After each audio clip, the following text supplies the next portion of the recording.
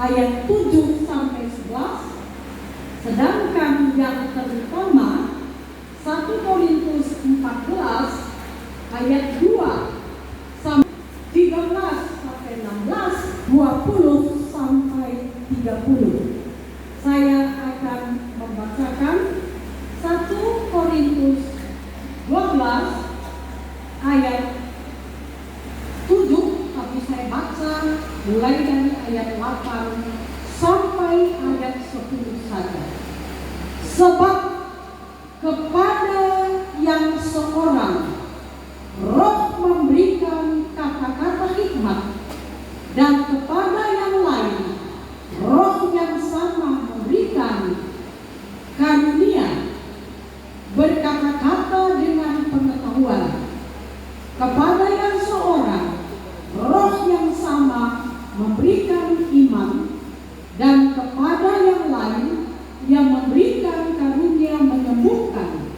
Kepada yang seorang Roh memberikan kuasa untuk mengadakan mujizat, dan kepada yang lain yang memberikan karunia untuk bernubuat, dan kepada yang lain lagi yang memberikan karunia untuk membedakan bermacam-macam roh. Kepada yang seorang yang memberikan karunia untuk berbicara dengan bahasa lidah, dan kepada yang lain yang memberikan karunia untuk menafsirkan bahasa lidah itu. Namun semuanya ini diberikan oleh Roh yang satu dan yang sama, yang memberi karunia kepada tiap-tiap orang secara khusus seperti yang dikehendakinya. Bagian Alkitab lain nanti kita baca sebelum menjelaskan. Nah, Ibu Bapak yang dikasihi, saya dengar tadi kita semua sudah 22 demonisasi. Ini kekaguman besar untuk Bapak pembina dan pengurus. Bukan gampang mengelola persekutuan yang terdiri dari banyak denominasi. Tiap-tiap denominasi punya kekhasan, punya penekanan sendiri. Tetapi kita semua disatukan oleh nama yang teragung, yaitu siapa? Yesus Kristus. Tapi harus kita akui, tiap denominasi ada keistimewaan, tiap denominasi ada kelainan. Bisa menjadi satu, 22 ini, kalau tidak saling mencela, tetapi saling menghargai. Jadi hari ini yang diberikan adalah topik doktrin yang sangat sensitif. Tetapi Ibu Bapak jangan takut. Saya sudah berpendidikan S3. Saya sudah sekolah mulai dari karismatik sampai kepada sekolah teologi yang sangat kokoh atau dikatakan mainstream. Saya pernah studi di saat malam yang dulunya adalah Stephen Tong. Kenal Stephen Tong? Tahu. Tapi saya juga pernah sekolah di STT HKBP. Ya, ada di sini anggota HKBP. Waktu itu rektornya adalah A.A. Sitompul, juga menjadi pembimbing saya. Saya juga pernah studi di STT Jakarta, di mana di sana profesornya adalah Yan Antonan. Saya juga pernah studi di Trinity Singapore College. Waktu itu rektornya adalah Yong Chola.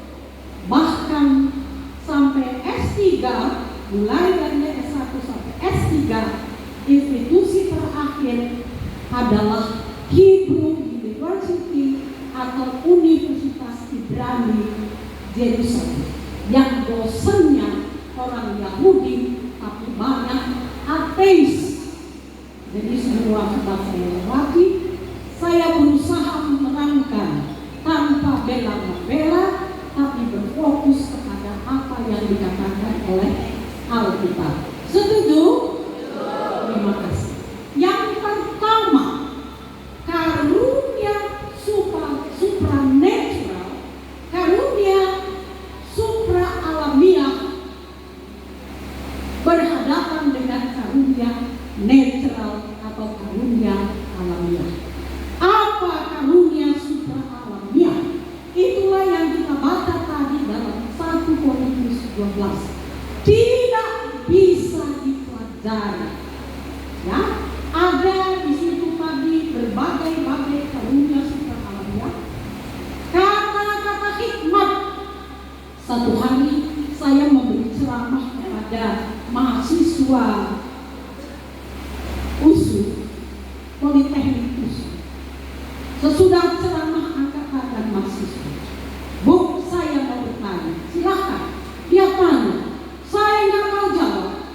Walau saya doktor, sudah doktor waktu itu, belum profesor, saya nggak mau jawab. Tapi nggak mungkin saya bilang saya nggak tahu kan? Maka apa saya lakukan? Saya bilang baca pertanyaannya. Ketika dia baca pertanyaannya, saya berdoa kepada Tuhan, beri aku karunia hikmat.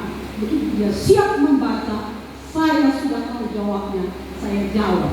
Itu namanya karunia hikmat. Nggak bisa dipelajari. Ada lagi tadi karunia pengetahuan. Billy Graham. Siapa yang sudah pernah mendengar nama Billy Graham? Banyak ya. Billy Graham khotbah luar biasa, lalu dia bilang, hai kamu yang duduk di tengah yang menderita penyakit cancer.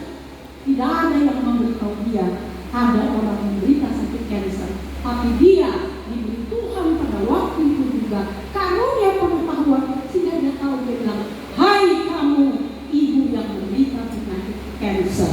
Itu namanya karunia pengetahuan, tidak bisa dipelajari. Kemudian ada lagi, yaitu karunia iman.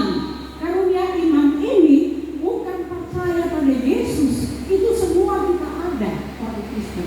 Tapi karunia percaya untuk bisa melakukan sesuatu. Contohnya, ketika murid Yesus naik perahu, ombak besar sekali, hampir mereka tenggelam. Mereka bangunkan Yesus. Mereka bilang, bagaimana kita ini? Apa kau tak peduli kita binasa? Lalu Yesus katakan, diam.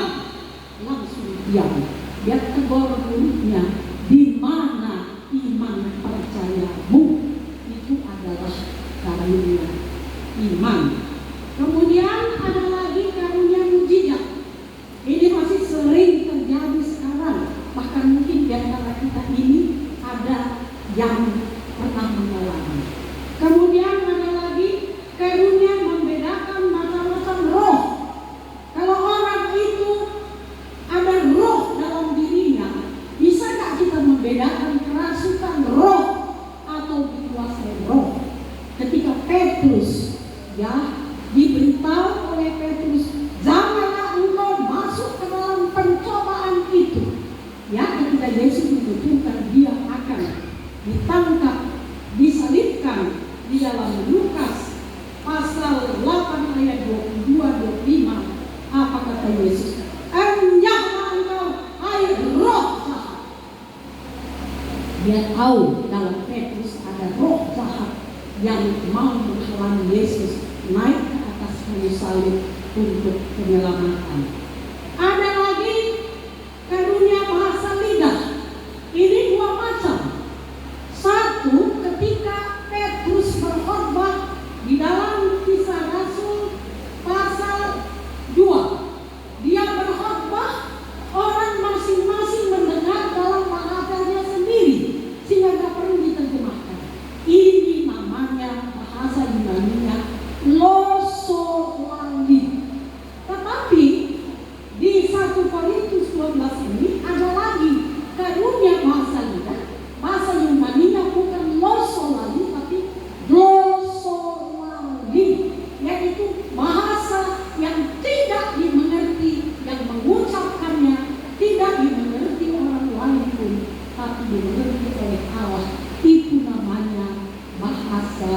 glossolalia. Dan yang terakhir adalah karunia menafsirkan bahasa roh. Mana yang paling penting dari semuanya ini? Ada gereja dulu menganggap karunia bahasa roh salah, tidak ada. Ada pula gereja yang menganggap kalau nggak ada bahasa roh, nggak ada Roh Kudus. Yang mana yang benar ini? Nah, ini kita perlu berhati-hati. Kalau GBKP jelas salah dalam hal itu, kurang memperhatikan. Karena ketika Nomensen pergi ke tanah Toba menginjili, banyak orang mendapat karunia bahasa roh, glossolalia. Bahkan saya saksikan minggu lalu, saya mendapat karunia bahasa roh. Di dalam meditasi saya menenangkan diri, lalu tiba-tiba saya tergerak hidup saya. Tapi bisa dikontrol. Ketika saya mau berhenti, saya stop dan berhenti. Itu namanya glossolalia. Dan yang paling menarik, karena seriusnya mempelajari hal ini, karena takutnya saya salah, saya buka Alkitab bahasa Yunani, Pak. Saya buka kamus Yunani. Apa kata kerja dipakai untuk memberikan karunia supranatural yang tadi, yang tidak bisa dipelajari? Istilahnya namanya diotai. Ini adalah kata kerja auris. Apa itu kata kerja auris dalam bahasa Yunani? Satu kali untuk satu kasus. Jadi maksudnya, kalau saya mendapat karunia bahasa roh berapa tahun yang lalu, tidak ada jaminan hari ini, bulan depan saya dapat. Itu bukan seperti membuka keran air, dapat satu kali, setiap dibuka keluar bahasa roh, tiap dibuka keluar bahasa roh. Nggak bisa. Begitu juga mujizat, dapat karunia menyembuhkan, tiap mendoakan sembuh, tiap mendoakan sembuh. Nggak bisa. Tiap mau mendoakan, minta karunia mujizat. Kalau Tuhan beri, sembuh. Kalau tidak, tidak.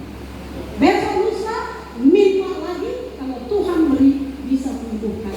Inilah karunia supranatural yang tidak bisa dipelajari dan tidak ada jaminan bisa terus dipakai, kecuali kalau terus-menerus diberikan. Bahasa Yunani-nya adalah auris, sekali diberi untuk satu kali kasus. Kalau mau 2 kali kasus, minta 2 kali. Kalau diberi 2 kali, dapat 2 kali. Kalau tidak, tidak. Oke, ini karunia supranatural. Bagaimana dengan karunia alamiah? Ya, kalau kita ada Alkitab, coba buka dulu bagi saya ya.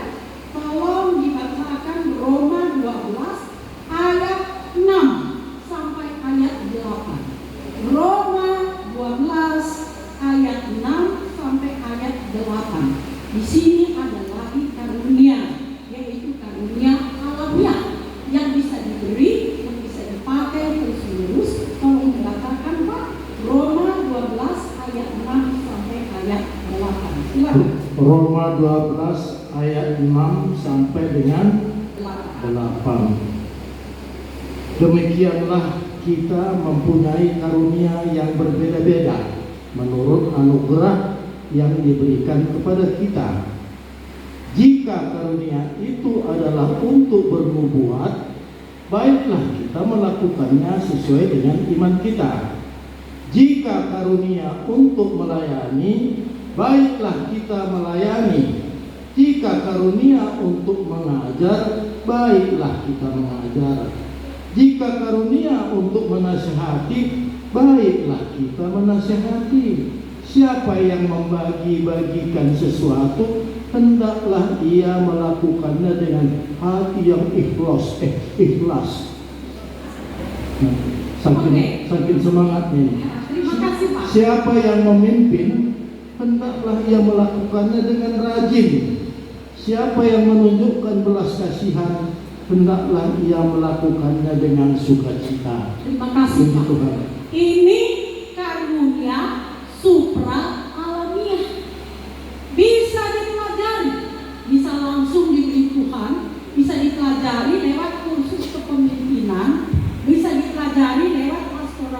muslim bisa juga dapat secara supra alamiah dari Tuhan. Tapi yang paling menarik, baik karunia alamiah maupun supra alamiah ini diberikan Tuhan kepada tiap-tiap orang secara khusus seperti yang dikehendakinya. Saya baca ya ayat 11. Namun semuanya itu dikerjakan oleh Roh yang satu dan yang sama, yang memberi karunia kepada tiap-tiap orang secara khusus seperti yang dikehendakinya. Tiap kita diberikan ini. Boleh nggak saya minta kasih aku Tuhan karunia bahasa lidah? Boleh nggak Pak? Boleh. Dikasih atau tidak? Tergantung kepadanya. Boleh nggak aku diminta karunia menyembuhkan orang sakit? Boleh nggak? Boleh. Diberi atau tidak? Tergantung kepada dia. Yang paling penting saat ini sebelum bagian berikutnya ini dikatakan tadi, yang memberikan karunia kepada tiap-tiap orang secara khusus seperti yang dikehendakinya. Setiap kita di sini, orang yang benar-benar Kristen, sadar atau tidak sadar, telah diberi Tuhan karunia khusus. Percaya tidak kata Tuhan? Percaya? Kalau gitu saya tanya ibu ini yang baju merah cantik kali, kalau berdiri, ibu, ya, berdiri, sini tengah sini,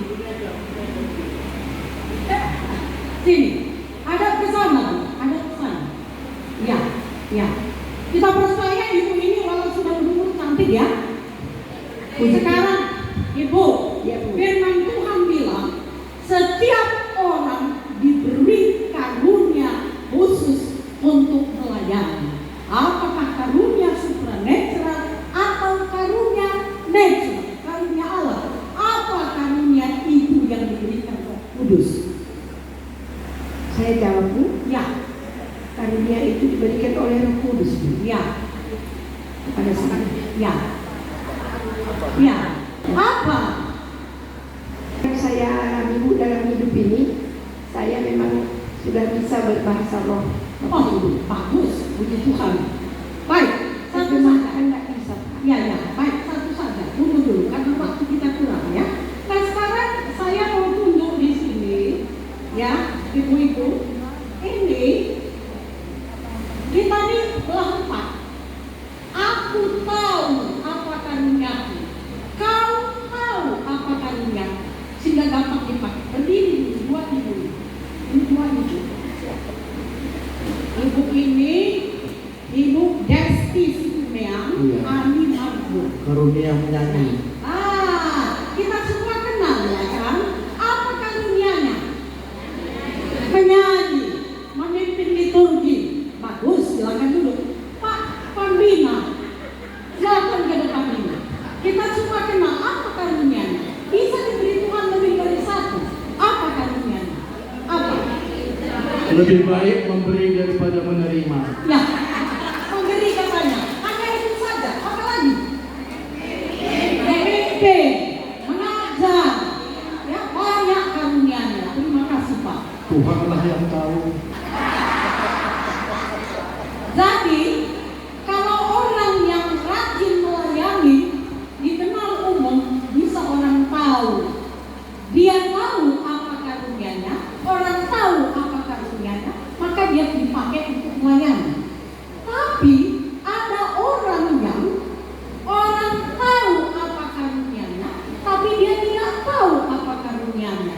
Coba angkat tangan ibu, siapa yang tidak tahu apa karunia yang diberikan Tuhan padanya? Awas, kapok. Siapa yang tidak tahu? Betul. Biasanya yang nggak tahu bersyukur berubah. Coba siapa? Siapa? Yang dikasih tahu. Dia dikasih tahu apa karunianya.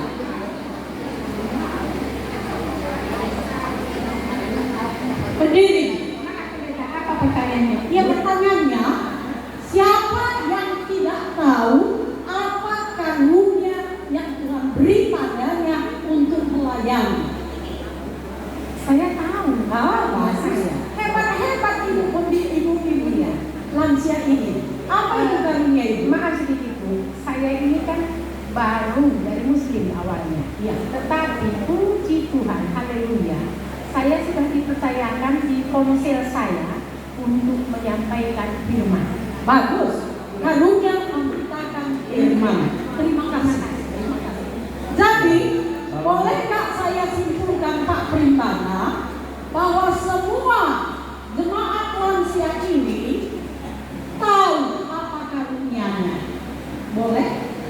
Semua sudah tahu. Seluruh jemaat lansia ini masing-masing tahu apa karunianya. Iya, sudah 4 tahun di sini, kalau dia nggak tahu karunianya terlalu. Ya, baik. Ya.